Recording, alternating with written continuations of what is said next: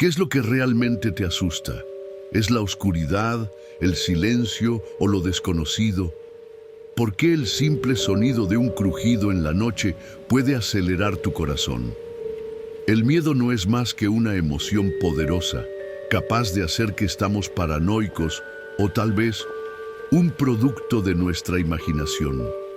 Esta historia comienza como algo que se considera como una fantasía del hijo menor de una amiga cuando tenía unos 4 años, pero que continuó por un tiempo.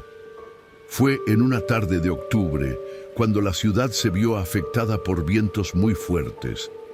Mientras todos se refugiaban en la sala viendo la televisión, el niño se quedó frente a la ventana, viendo cómo se mecían los árboles. «¡Hay un niño afuera!», dijo el niño preocupado. «Claro que no», le respondieron. «¿Cómo puede estar un niño fuera con el clima así?». Se levantaron y se dirigieron hasta la ventana. No había nada. «Ahí está, decía el niño mientras señalaba la entrada de su casa. Como vivían en una privada bastante segura, no tenían rejas ni cercos en la entrada de los autos. Y ahí, justo ahí, el niño aseguraba haber visto a ese niño. Casi un año después, nuevamente en octubre, de nuevo el niño en la ventana alertó sobre un niño en la entrada. La madre confesó que en esa ocasión incluso lo ignoró un poco, pensando que era su imaginación. Pero entonces la voz de su hija de 12 años dijo: «Sí, hay un niño muy raro ahí».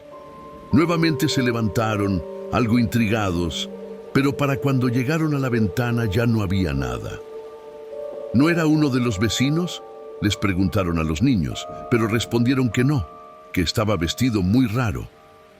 Cuando le platicó a su esposo al llegar, él le señaló que era exactamente un año después de cuando su hijo había dicho haber visto a ese niño en la entrada por primera vez. Aunque era raro, pronto se olvidaron del tema, pues la verdad no había nada paranormal en la casa y siguieron sus vidas como siempre. Pero casualmente, un año después, a punto de cumplirse un año más de desaparición, esta vez lo tenía muy presente. Ese día, los niños jugaron por la ventana, incluso salieron al patio a la entrada de la tarde, pero nada ocurrió. Ella, sin embargo, se quedó con una ligera inquietud.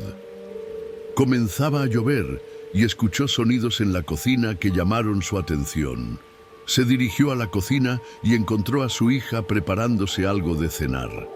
Se rió un poco entonces de su paranoia y justo cuando estaba por subir, no pudo dejar de notar una pequeña silueta parada en la entrada de su casa.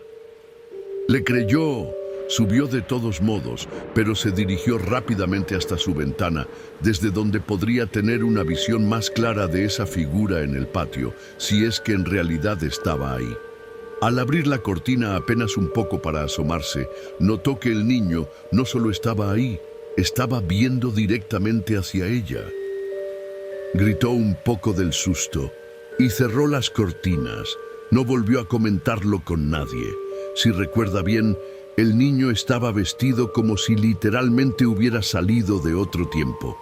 Tenía unos pantaloncillos cortos con tirantes y una pequeña boina que le provocaba una sombra en los ojos.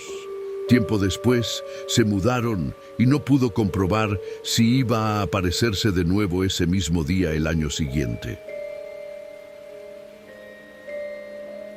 Lo que voy a contarles sucedió hace ya mucho tiempo, en 1996, cuando yo tenía apenas 10 años.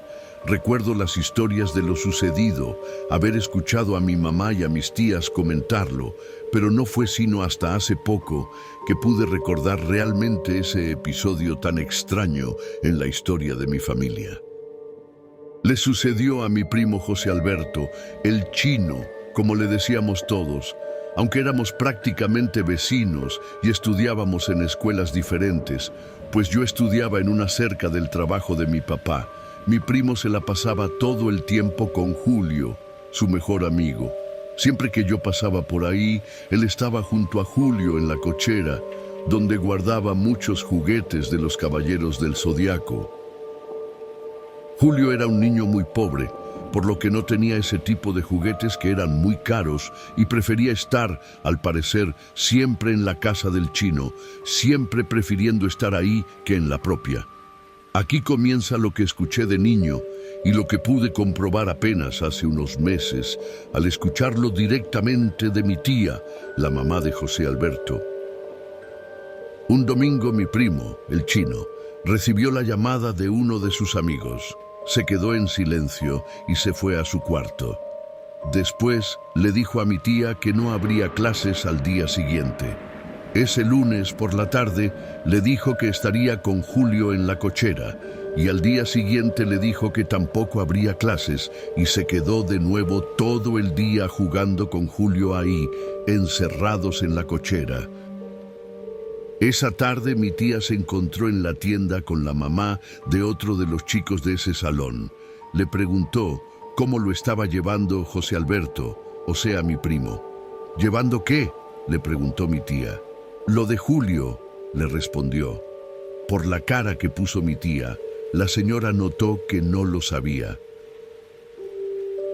Julio había ido con sus hermanos a ver un juego de béisbol el domingo por la mañana. Se acomodó sobre una barda junto al campo para ver mejor, pero en algún momento la barda se cayó y se le vino encima. El pobre chiquillo quedó aplastado, matándolo al instante. Al enterarse, mi tía corrió hasta su hijo y lo consoló, y por primera vez mi primo lloró. Después de eso, fue al psicólogo incluso por un buen tiempo. Lo curioso es que mi tía asegura haber escuchado la voz de Julio esos 2 días después de su muerte, cuando mi primo decía que estaría con él en la cochera. Incluso la vecina de enfrente, al enterarse de lo que había pasado, dijo que no podía ser porque ella había visto a los 2 muchachos jugar juntos en la cochera, como siempre lo hicieron.